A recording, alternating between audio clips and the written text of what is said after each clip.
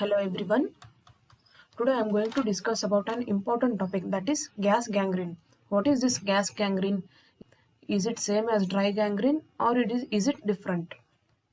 So we will discuss in brief about gas gangrene. So gas gangrene.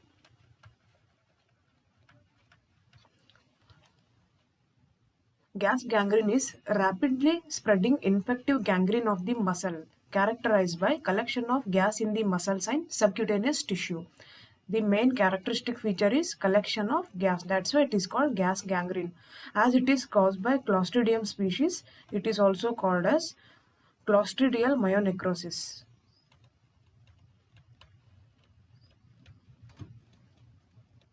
So the main etiological factor is Clostridial species, that is Clostridial perfringens.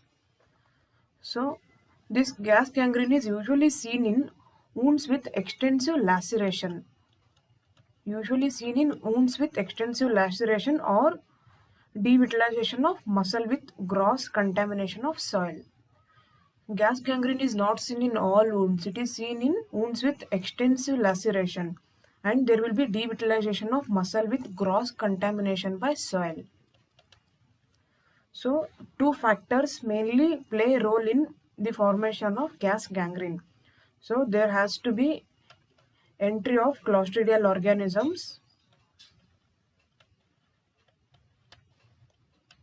and the conditions within the wound should be such that these organisms should produce the toxins that are able to multiply within the wound to cause gas gangrene. So these two factors has to be present. There has to be Clostridial organism, and the wound condition has to be such that the organisms produce toxin and they'll multiply within the wound to produce gas. Along with this, there is presence of secondary organisms which helps to maintain anaerobic condition and suitable pH for the growth of these organisms. What is the pathology involved in this gas gangrene? So earliest pathological changes, there will be rapidly spreading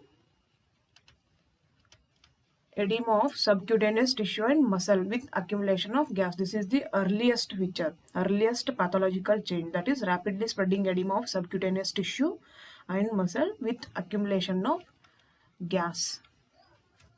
Muscle gradually loses its striation and nuclei and passes through various stages of degeneration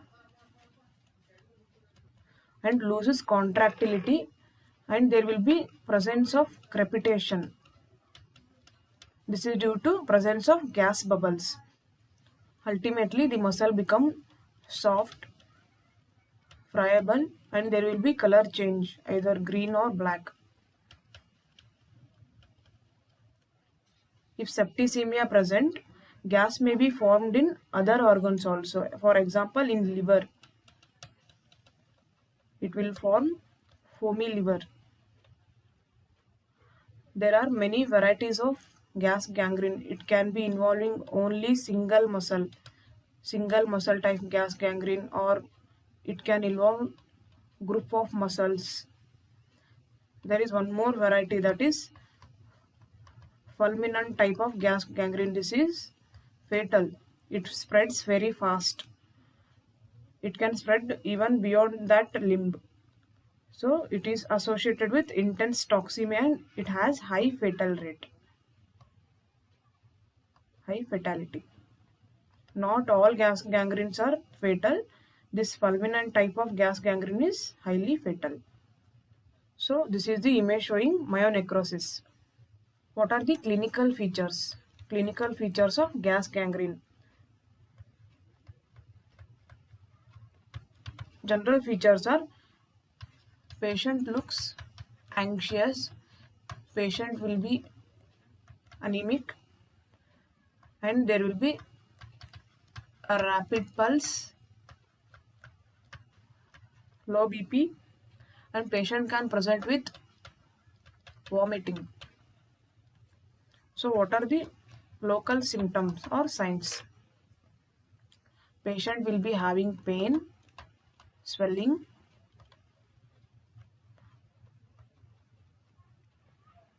swelling and gross edema of that part or limb, and there will be profuse discharge.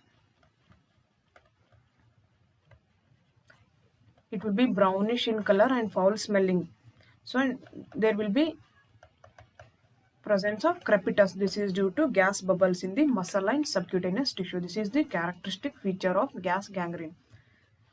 What all investigations we can do here? So we will send all routine investigations. We will send all WBC, all CBC we will send, all routine investigation, and if patient is having discharge, we will send for culture and sensitivity.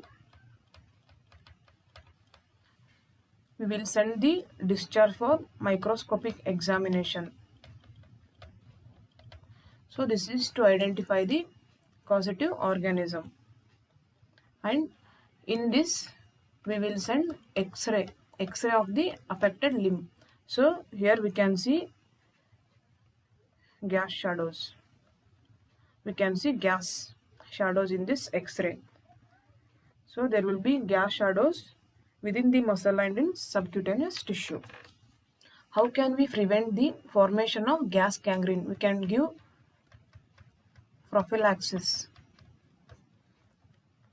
So if any patient comes with a lacerated wound, we should do proper wound excision and debridement.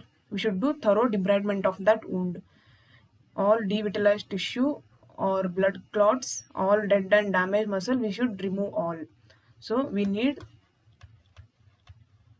thorough debridement. Any patient if comes with lacerated wound, we should do thorough debridement of that wound. All dead and devitalized tissue should be removed.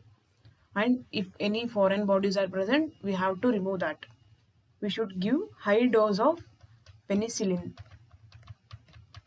Usually 2 gram 4th hourly. We should give penicillin. Penicillin is necessary if patient is admitted with badly lacerated wound. And if at all, because of compound fracture, if we apply plaster, we should be careful that it should not hamper the blood supply of that affected limb.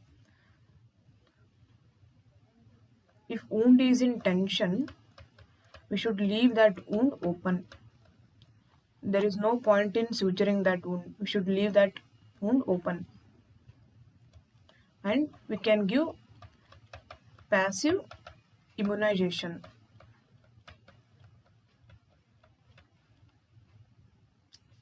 This is given by intramuscular injection of anti-gas gangrene serum. Anti-gas gangrene serum can be given as passive immunization. Active immunization is not so popular.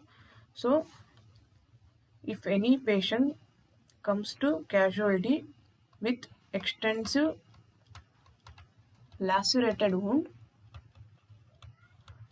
first is we should clean thoroughly and remove all dead and devitalized tissue, and we can give penicillin as prophylaxis. So there is no point in closing the wound if wound is in tension. So this is a classical case of fulminant gas gangrene. So we can see a myonecrosis. So what is the treatment of established case of gas gangrene? So treatment. Main treatment is early and adequate surgery. Treatment is early and adequate surgery. Even if we delay for 24 hours, it can become fatal. So what is the surgery we will do for this patient?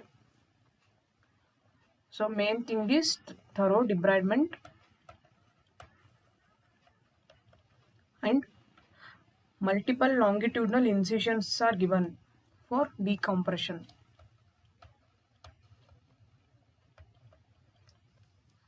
And we should drain that pus. It involves thorough debridement and decompression of the wound by giving multiple longitudinal incisions and drainage of the pus. If gas gangrene is involving single muscle, so the treatment is we should completely excise that muscle. Complete excision of that muscle. If it is involving group of muscles, if gas gangrene is involving group of muscles, then all affected portions of those muscles are removed till we reach the healthy muscle. So it ultimately indicates thorough debridement. We should remove the all affected parts of the muscle. In case of massive type,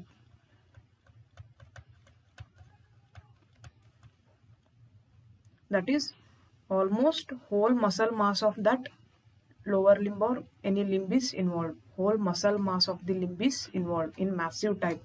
So the only answer is amputation. So what are the principles of amputation in this gas gangrene? This amputation should be through a safe level well proximal to the affected muscle. It should be well proximal to affected muscle. That means if gas gangrene is involving calf muscle, the level of amputation should be at mid-thigh level.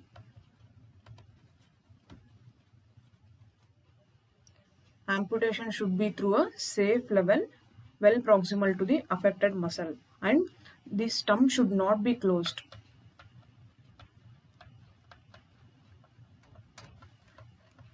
Stump is not closed for better drainage. So these are the principles of amputation. Apart from surgery, what is the supportive management for this gas gangrene? Supportive treatment. We should give high dose penicillin. Along with this, we can give tetracycline or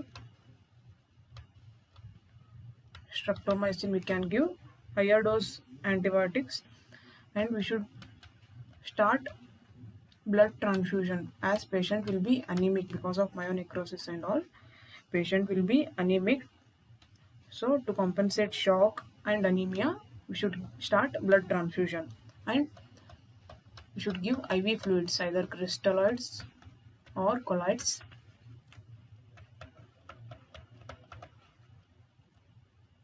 And anti-gas gangrene serum.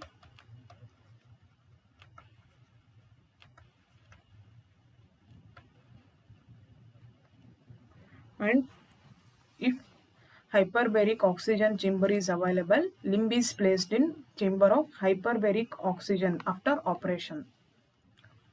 It's still a matter of discussion whether to keep limb in hyperbaric oxygen or no. After operation, should keep the limb in hyperbaric oxygen. So this is about the gas gangrene. Not all wounds will form gas gangrene. Only the wounds with extensive laceration with causative organism as Clostridium and with environment such that the organisms will multiply and form gas, those will form the gas gangrene.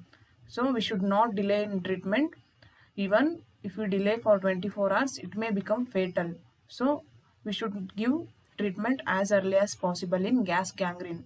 So it may turn fatal. So early surgery is the main treatment. We should do thorough debridement as early as possible. If at all, if it is involving whole limb, we should do amputation as early as possible. So this is about gas gangrene. If you like this video, please click like button and share this video to your friends. And please subscribe to my channel for more videos. Thank you.